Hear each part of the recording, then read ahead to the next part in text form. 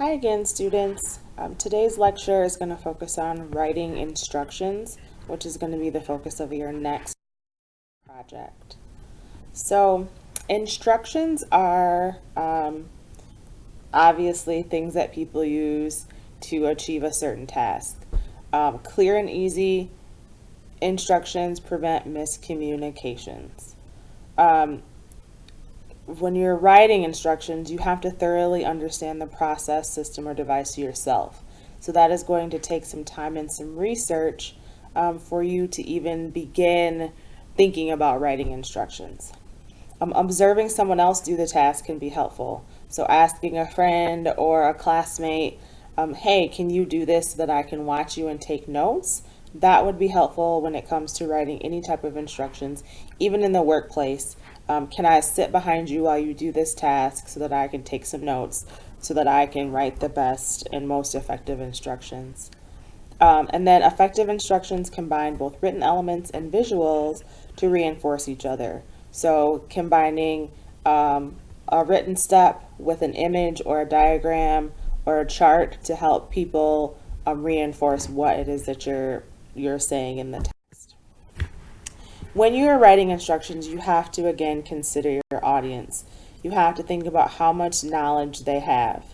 I like to think about using technology, and if I'm explaining how to do some technological process to a friend or a colleague, the way that I explain it is going to be different than how I would explain that same process to, say, my grandparents.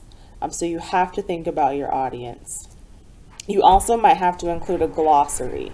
So when you're writing instructions for things that are very technical, there might be terms and phrases that people don't know that you want to give them ability to look that up so that they can fully understand.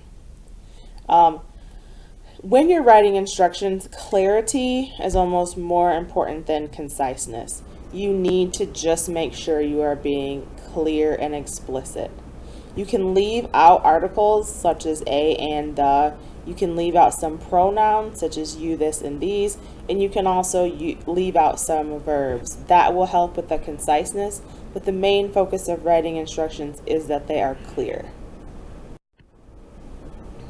When you're illustrating instructions, the illustration should be developed together with the text.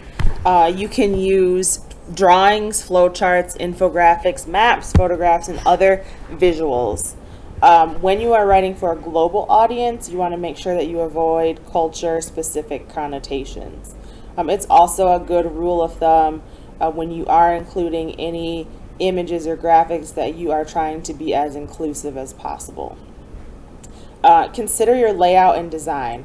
Highlight important aspects by making them stand out. So if there's a step or something that people usually miss or get confused about, highlight that, bring attention to it so you make sure that your reader doesn't skip or get confused on that step. Warnings are also very important, especially when you're working with potentially hazardous materials or actions. So give your readers a warning before they reach the step where the warning is needed. What you don't want is someone to get hurt or injured while they are using the instructions that you have written. You also want to test your instructions. This is called usability. To test the accuracy and clarity of your instructions, ask someone who is not familiar with the task to follow them. When I am writing instructions professionally, I always ask my mom, who is now retired but worked in a completely different field than education, if what I'm writing makes sense. And if she can do it, then I feel like my instructions are usable. And I can also observe her. So observing the tester, noting anything that they get confused on, and then revising that is also an important step to making sure your instructions actually work.